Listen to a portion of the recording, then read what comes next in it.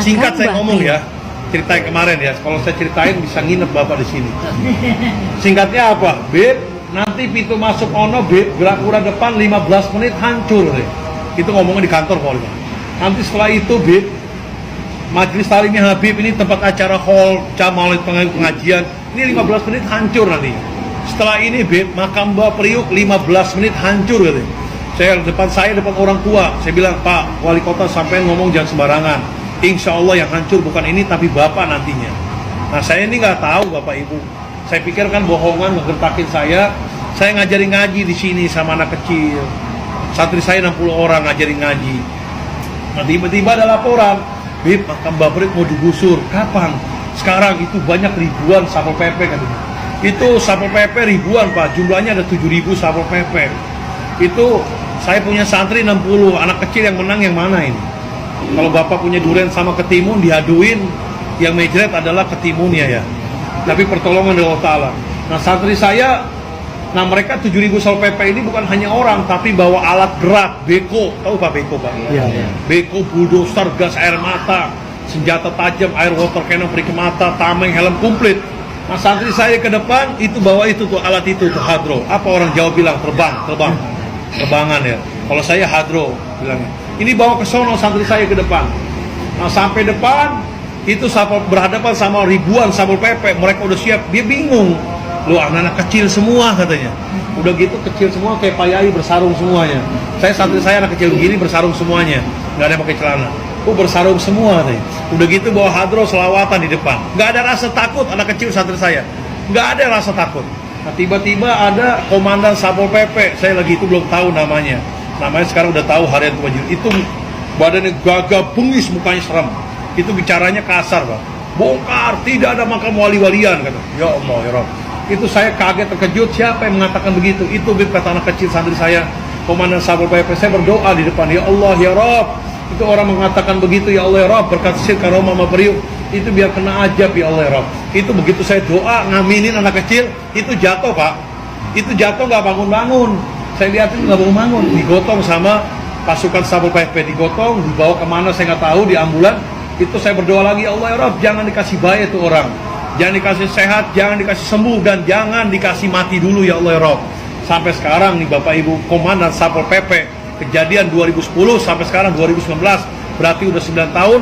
Sampai sekarang itu komandan Satpol PP itu masih hidup, tapi yang geletak di kasur, nggak bisa bangun, nggak bisa duduk. Nah itu badannya gede, gemuk, itu habis badannya kurus, kotoran beraknya di kasur, kencingnya di kasur, makan di kasur, itu kasurnya penuh dengan kotoran, makan keluar lagi, udah loh. Itu keluarganya udah angkat tangan capek, manggil lah kiai ustadz wilayahnya, suruh bacain Yasin supaya biar cepat mati katanya. Tapi nggak mati-mati sampai sekarang. Panggil dokter, suntik mati, jangka berapa bulan disuntik mati, nggak mati-mati. Akhirnya dimasukin ring yang harga 100 juta jantungnya. Itu ringnya itu keluar lagi. Nah dokternya ini agamanya Kristen. Kata dokternya ini nggak bisa baik, harus minta maaf di makam Mbah Priuk katanya. Jadi dokternya ngomong begitu, nyaranin. Sampai sekarang nggak ada minta maaf seperti itu. Emang saya udah sakit hati juga malah. Itu depan saya ngomongnya seperti itu. Singkat Bapak ya, ini sampai sekarang dia masih hidup, cuma badannya habis mereka.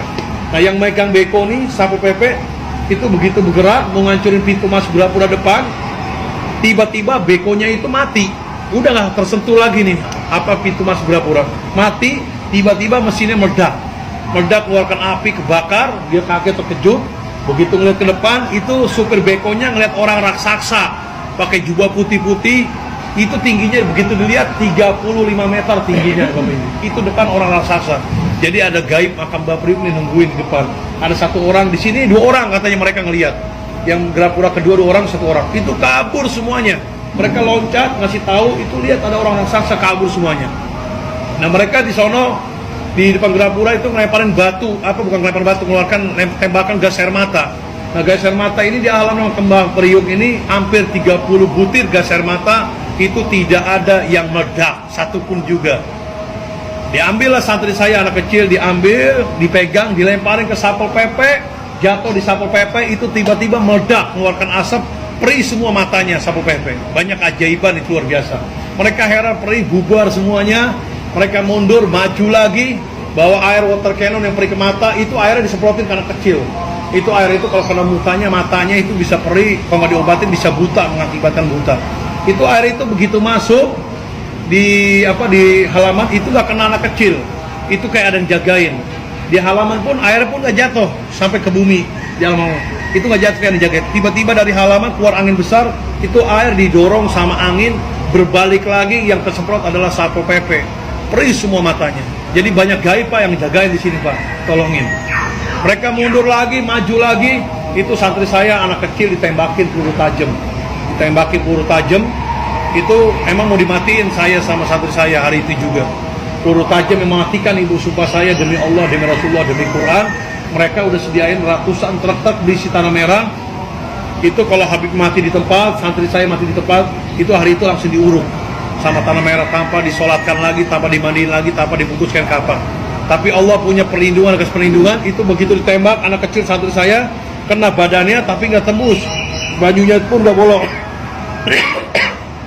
Bajunya nggak bolong, nempel di baju jatuh, nempel di baju jatuh. Itu yang ditemukan peluru tajam ada 12 butiran peluru tajam kemarin kejadian. Itu alhamdulillah.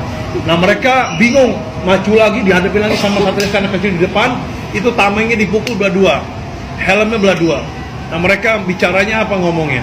Ini satrinya Mbak Prit mungkin dikasih ilmu sama Habibnya. Padahal saya nggak kasih ilmu apa-apa, ilmunya cuma banyu tek, keripik singkong aja. Cuman saya di sini suka ngamalin baca ijib sakran.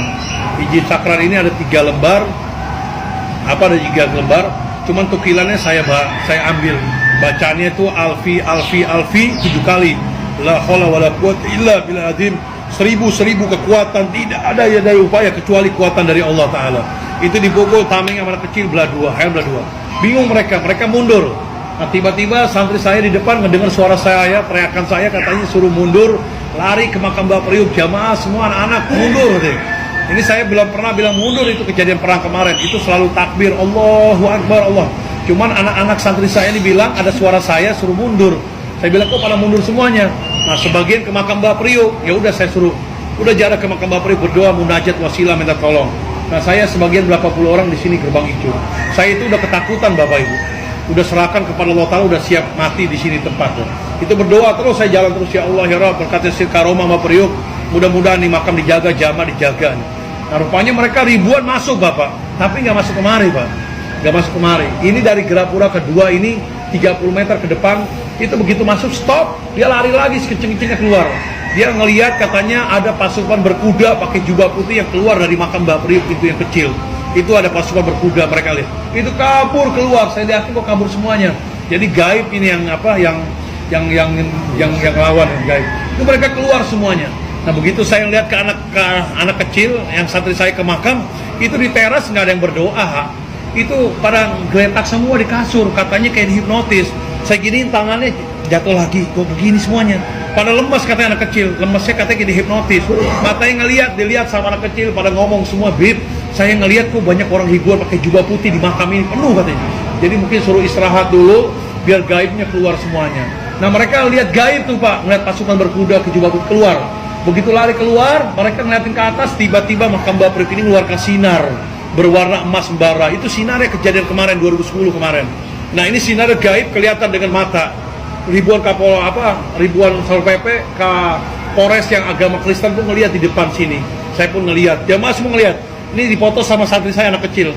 Itu sampai ke langit sinarnya berwarna emas. Sampai ke langit muncul ribuan burung di sinar itu. Ribuan burung itu ngedeketin mobil Satpol PP, tiba-tiba burungnya itu ngelemparin batu dari atas. Mereka ngelihat kok ada burung ngelemparin batu aneh seperti burung ababil. Nah, burungnya itu udah ngelemparin batu, itu turun ke bawah, plus hilang semuanya.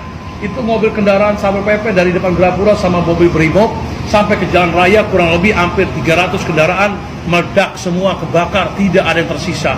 Mobil water cannon, mobil beko kebakar semuanya.